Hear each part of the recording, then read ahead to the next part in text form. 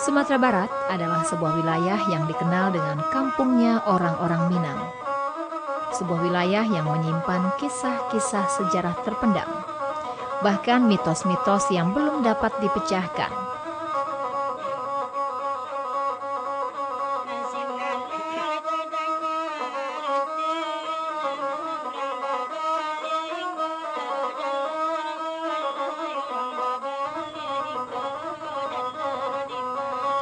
Meski dihadapkan pada kenyataan bahwa tidak ada yang dapat bertahan di dunia globalisme, tapi Sumatera Barat masih tetap berdiri teguh dengan prinsip-prinsipnya, adat Basandi Sara, Sara Basandi Kitabullah.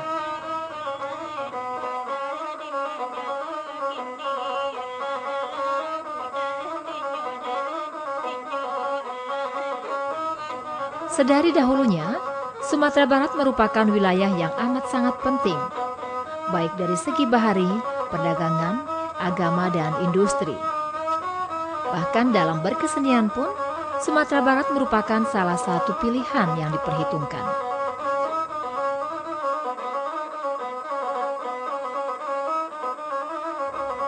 Sumatera Barat lahir dari persilangan budaya yang datang silih berganti dari dahulu. Bermula dari ribuan tahun sebelum Masehi, ketika semua peralatan masih diciptakan dari batu. Kemudian zaman Portugis dan Spanyol, zaman Belanda, dan juga pada zaman Jepang. Begitu banyak yang telah dilalui dan dipelajari, dan begitu banyak juga yang telah mempengaruhi keberadaan Sumatera Barat sampai saat ini. Di Sumatera Barat, sangat banyak ditemukan benda-benda cagar budaya dan sejarah. Tidak terkecuali dengan benda-benda arkeologi. Semuanya masih ada dan masih terawat dengan baik. Contohnya kita awali saja dari Kota Padang.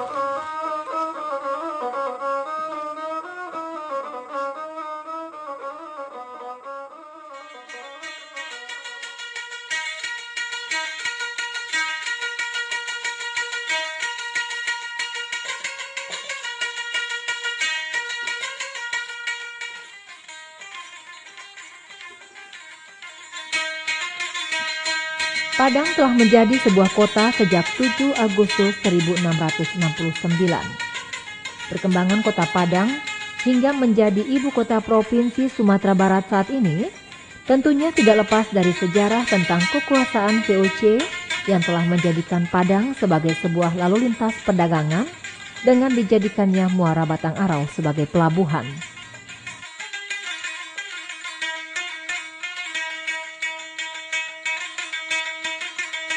Dari bentuk-bentuk arsitektur bangunan di Kota Lama Padang, sangat jelas sekali terlihat pengaruh Belanda yang kuat.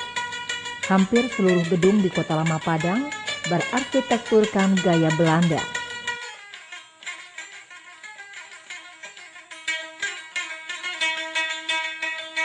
Saat ini, Gedung-gedung tersebut sebagian besar masih berdiri kokoh seperti apa adanya.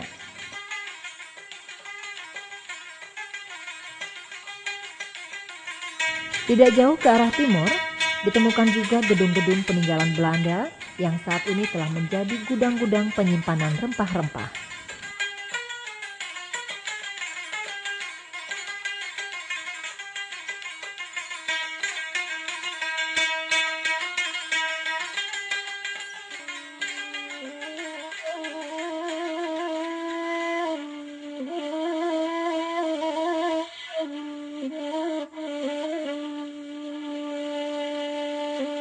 Jika mau menilik sejarah-sejarah masa lalu beserta dengan peninggalan-peninggalannya yang unik, maka Luhak 50 Koto akan menjadi sebuah wilayah yang menarik untuk diperhatikan.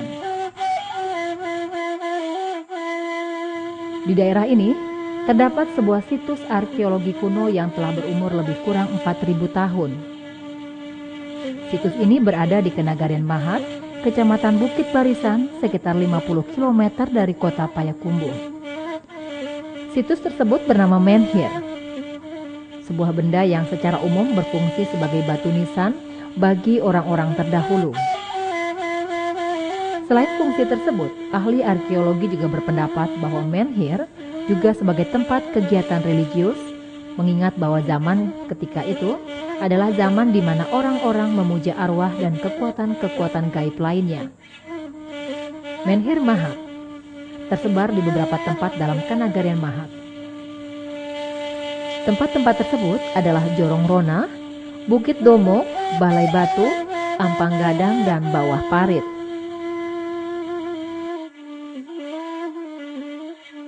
Peninggalan megalitikum yang ada di Kabupaten 50 Kota tidak hanya berupa menhir. Tidak jauh dari Mahat, yaitunya di sebuah nagari bernama Talang Tuo, terdapat sebuah situs yang tidak kalah menarik, yaitu Talempong Batu. Talempong ini juga mempunyai nilai mistis. Talempong batu ini jika dipukul akan menghasilkan suara yang sama dengan talempong yang terbuat dari tembaga. Tapi dengan satu syarat, sebelum memulai memainkan talempong batu tersebut, harus diadakan semacam doa-doa dan pembakaran kemenyan.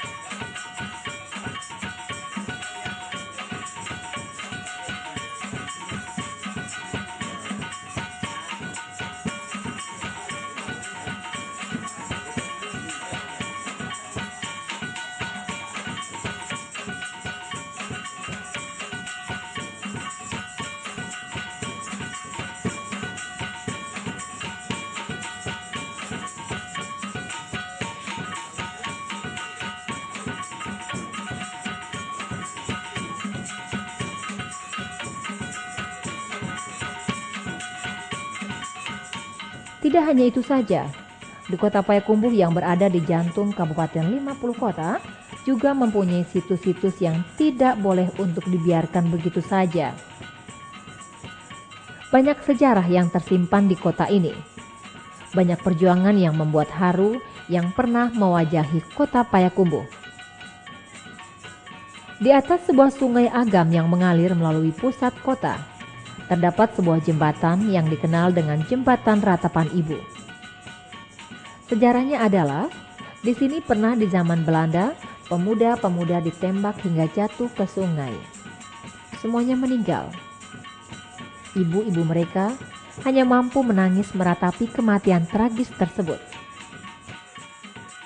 Itulah sebabnya juga mengapa terdapat sebuah patung Mandeh Kanduang yang menunjuk ke arah sungai tepat di ujung Jembatan Ratapan Ibu.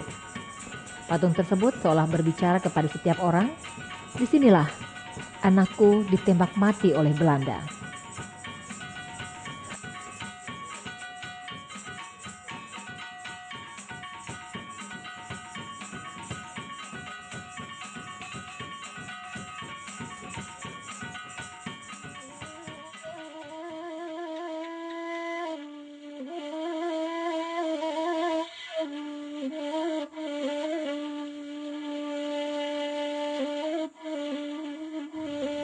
Tidak begitu berbeda dengan kota Payakumbuh.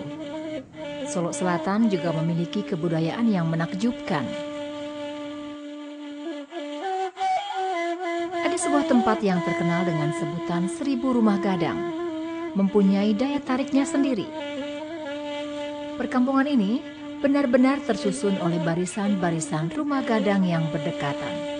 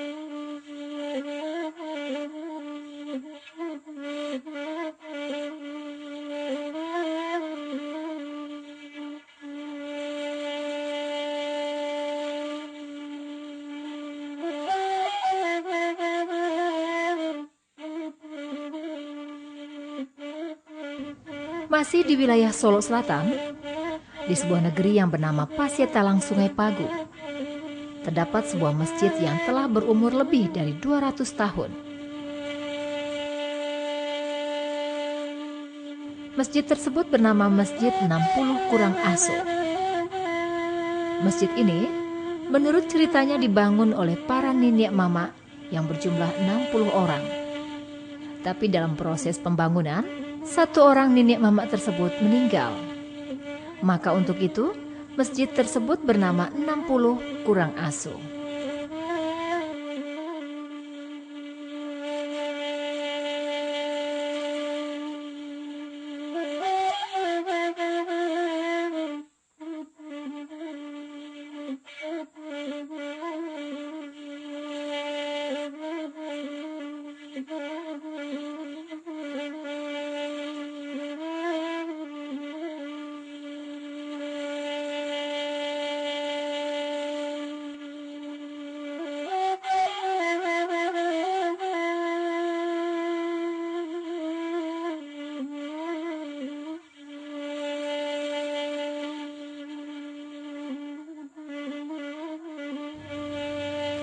Lain lagi halnya dengan Masjid Tua Kayu Jauh yang berada di Kabupaten Solo. Masjid ini terletak di lembah yang sangat memukau.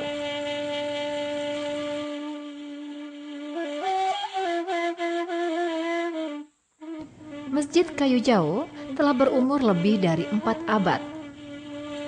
Ornamen dinding serta arsitektur bangunannya sangat kental dengan budaya Minang.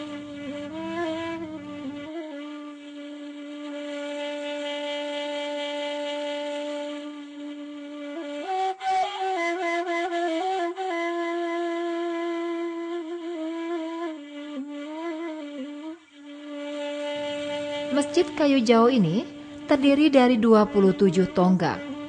Hal ini adalah perlambangan dari 6 suku yang masing-masingnya terdiri dari 4 jinih. Ditambah dengan 3 unsur agama, yaitu khatib, imam, dan bilal.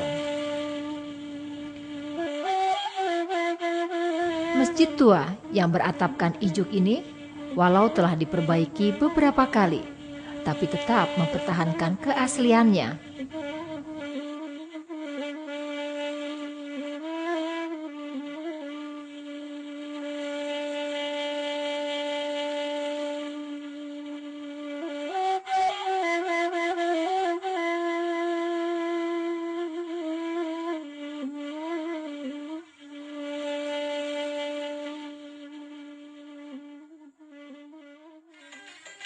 Kita beranjak ke Kabupaten Damasraya, sebuah daerah yang berada di selatan Sumatera Barat. Damasraya memiliki pengaruh Hindu yang kuat jika dilihat dari benda peninggalan yang saat ini terdapat di sini.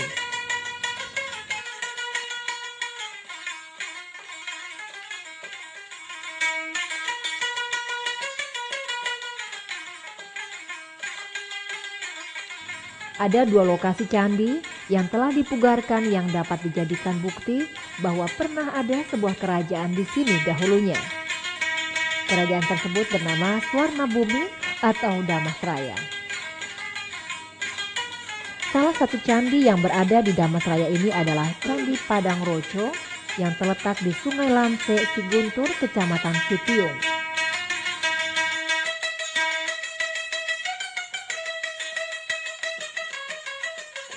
Candi ini ditemukan hampir seiring dengan ditemukannya patung Birawa setinggi 4,41 meter pada tahun 1937.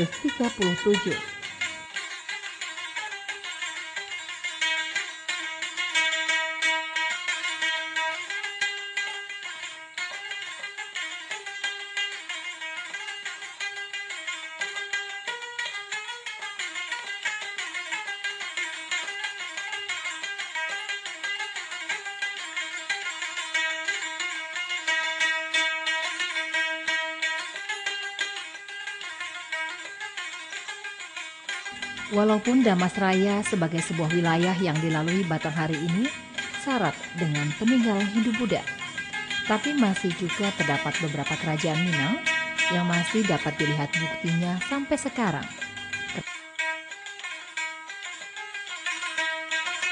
Kerajaan tersebut adalah Kerajaan Sikuntur dengan bukti Rumah Gadang Sikuntur dan Kerajaan Pulau Punjung dengan bukti adanya Rumah Gadang Pulau Punjung. Kerajaan Sungai Dare, Kerajaan Koto Besar, dan Kerajaan Padang Lawe.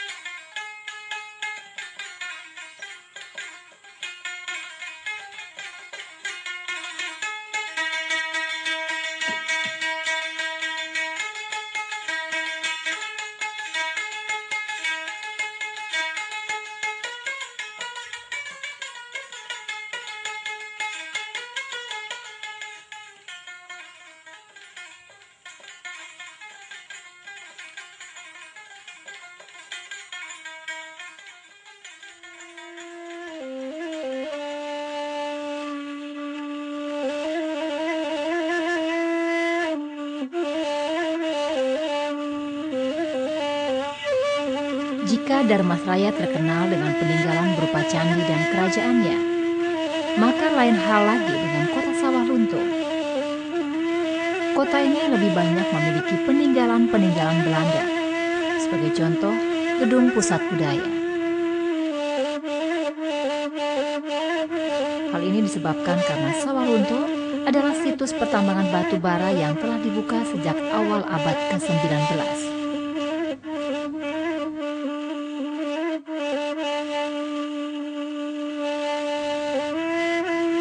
Sawah Lunto sedari dahulunya terkenal dengan hasil tambang batu bara.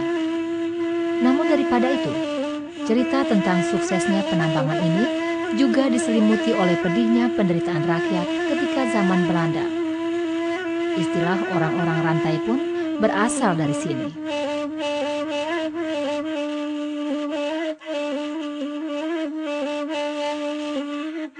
Kota Sawah Lunto yang terkenal dengan kota multi etnis sudah mengenal teknologi sejak dahulu. Hal ini dapat dibuktikan dengan adanya gudang ransum, yang dahulunya merupakan tempat memasak dalam jumlah besar dengan menggunakan teknologi uap panas.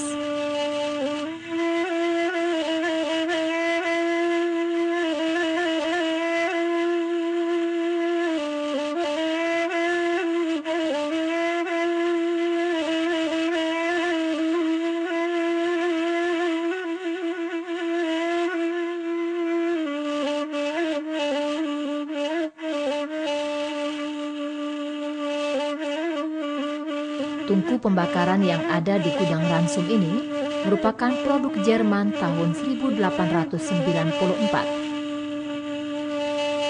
Fungsi gudang ransum ini dahulunya adalah untuk memasok makanan bagi pekerja-pekerja tambang batu bara.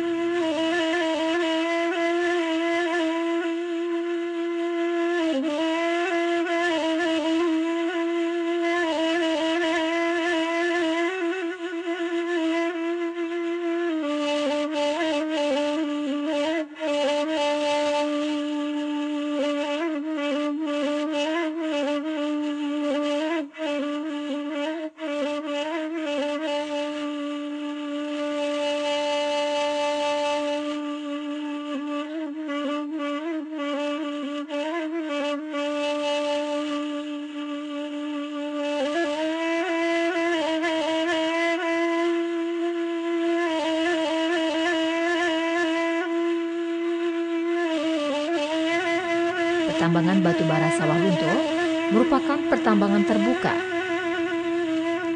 Titik awal dari pertambangan ini adalah lubang Mbah Suro yang memiliki kemiringan sekitar 20 derajat.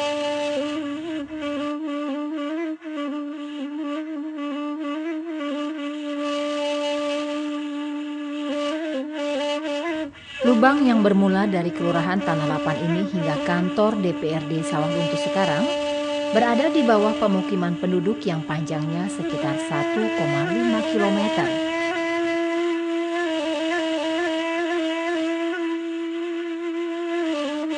Lubang Mbah Suro ini mulai dibuka pada tahun 1891. Tidak jauh dari lubang Mbah Suro ini terdapat sebuah museum yang bernama Museum Kereta Api. Di sini terdapat sebuah kereta api yang dikenal masyarakat dengan sebutan Maitam.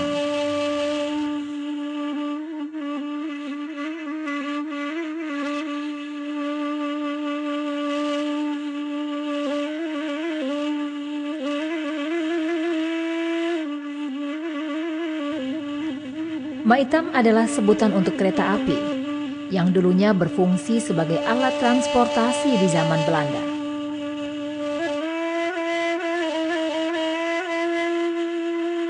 Tapi saat ini Maitam telah digunakan sebagai instrumen pariwisata.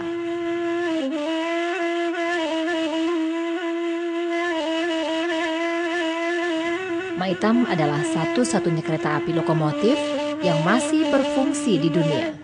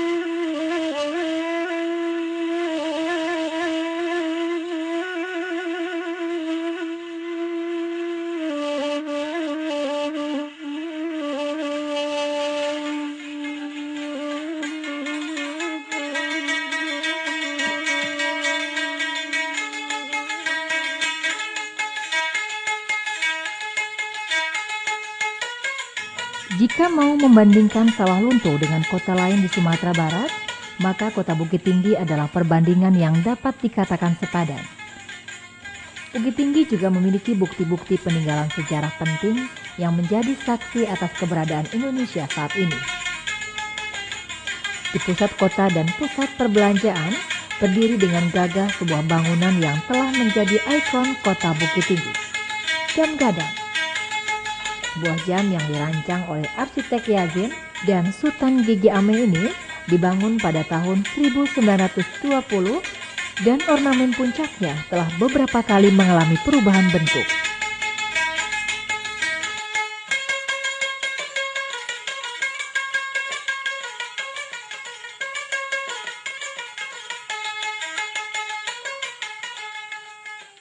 Tak jauh dari Jam Gadang ini, terdapat sebuah gua peninggalan Jepang.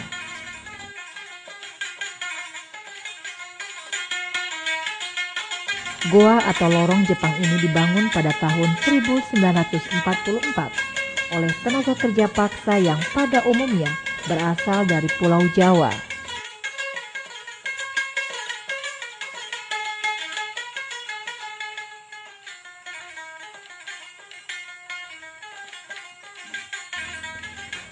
Lorong ini mempunyai kedalaman 40 meter di bawah permukaan tanah. Salah satu tujuan dibangunnya lorong ini adalah untuk tempat perlindungan tentara Jepang dari getaran ledakan bom yang bermassa 500 kg.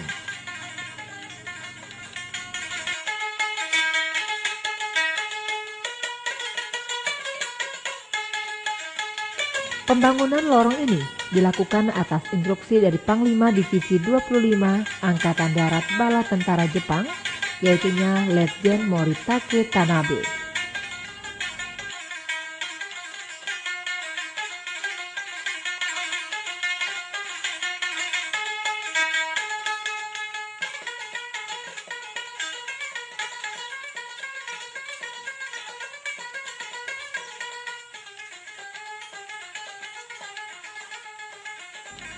Jika kota Bukit Tinggi syarat dengan peninggalan-peninggalan Belanda, lain lagi halnya dengan wilayah Luhak Agam.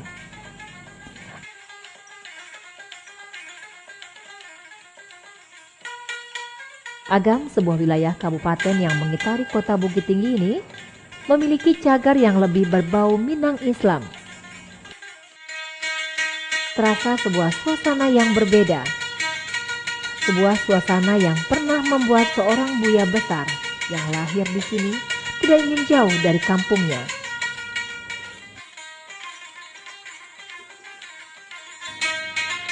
Siapa lagi kalau bukan Buya Hamka yang berasal dari tanah Sirah Dalam, nagari Sungai Batang.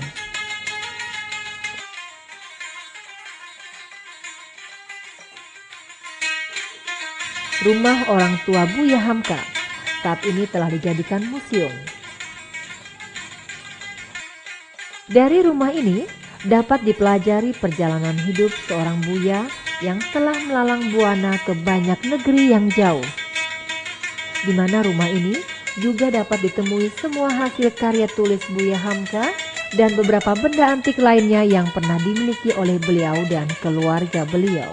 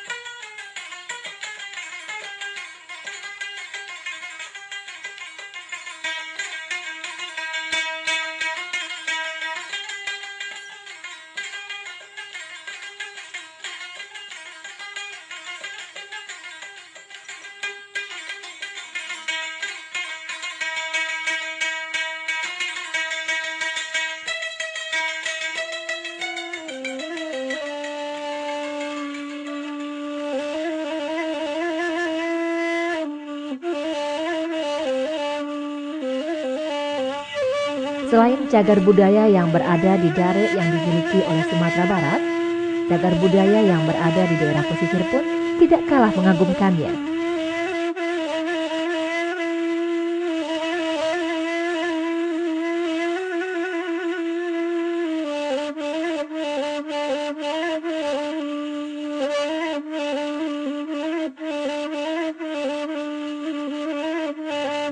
Ada hal yang unik di pesisir selatan, yaitunya jembatan akar. Sebuah jembatan yang dibuat dari jalinan akar-akar pohon beringin.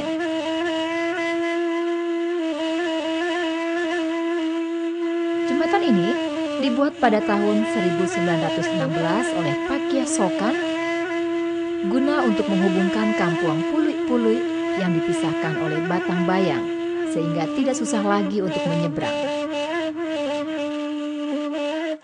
Jembatan ini berukuran lebar 1,5 meter dengan panjang lebih kurang 20 meter.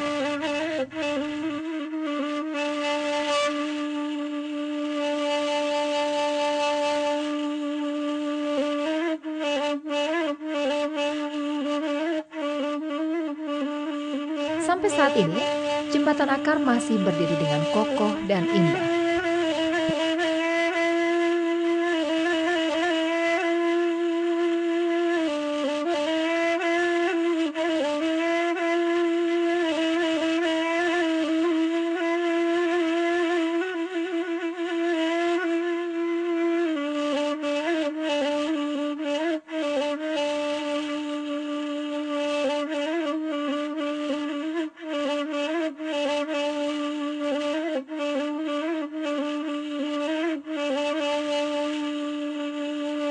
Sekarang kita sudah berada di sebuah kota yang bersih dan damai dan terkenal dengan Pantai Caroco-nya.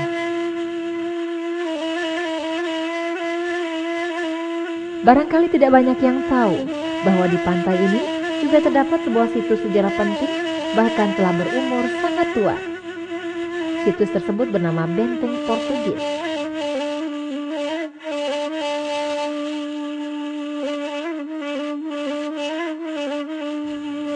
Benteng ini berada di Pulau Cingkuak dan telah tidak lagi berdiri dengan utuh. Hanya tinggal puing-puing saja.